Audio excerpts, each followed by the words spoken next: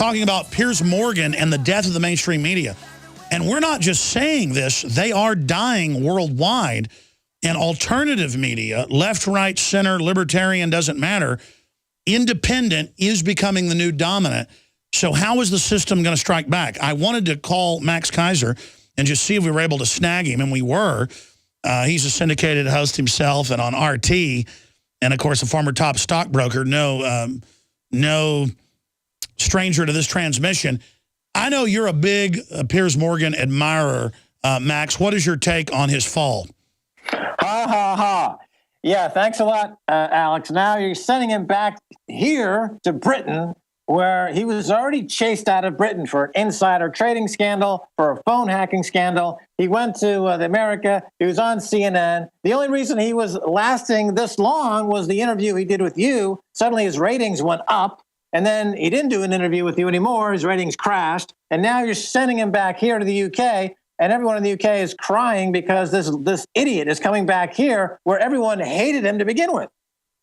You know, I'm surprised by how many people hate Piers Morgan in England in the polls I've seen. He is a wildly unpopular person everywhere. Why do you think they gave him a show? Because the establishment people like phony hacks like him? Well, CNN, the whole mainstream media, is really, his ratings are unbelievably low. The CNN's ratings are very, very low. But with Piers Morgan, you know, he faces some follow-up questioning in Operation Weeding. And Operation Weeding is related to the phone hacking scandal, and it has broadened from News of the World, which is Rupert Murdoch's newspaper, to the Sunday Mirror and the Daily Mirror, where Piers Morgan was the editor. And of course, when you were last in the UK, you interviewed my wife, Stacey Herbert, who told you about Piers Morgan's involvement in the phone hacking scandal, and she had direct evidence of that such, and she was asked by UK police to give some evidence. And that never went away. You've got the video that you made here while you were in the UK last time. That's right. We put it on YouTube.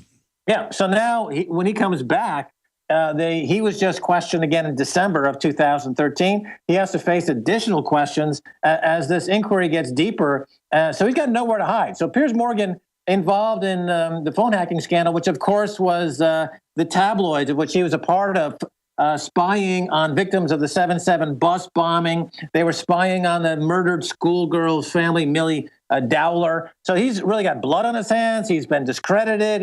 He's been caught phone hacking, breaking the law. So he comes back here to the UK to face the music. Oh, that's right. And the video is called Stacey Herbert, Victim of Piers Morgan. It's up on Infowars.com. A two-part video, in-depth interview with you and Stacey Herbert. And hopefully soon she'll come on and talk about this as soon as the indictments come down. I mean, that's the word, is that Lord Morgan is going to be indicted soon. Well, the inquiry continues. He's got dirt on his hands with this situation. His associate, a woman by the name of Tina Weaver, who was the editor of the Sunday Mirror, she's implicated in this. I don't want to say too much because I'm not anxious to participate. That's right. Myself. He might be innocent. This is all alleged. Piers Morgan is a wonderful person. Right, but so this is all coming down, and it's going to be interesting to see because, of course, as I mentioned, he was also running away from an insider trading scandal when he was editor of his tabloid while he was here. So he's just nobody likes this guy because he's such a slimeball. What does this say, though, about the rating slide across the board in state-run media like CNN?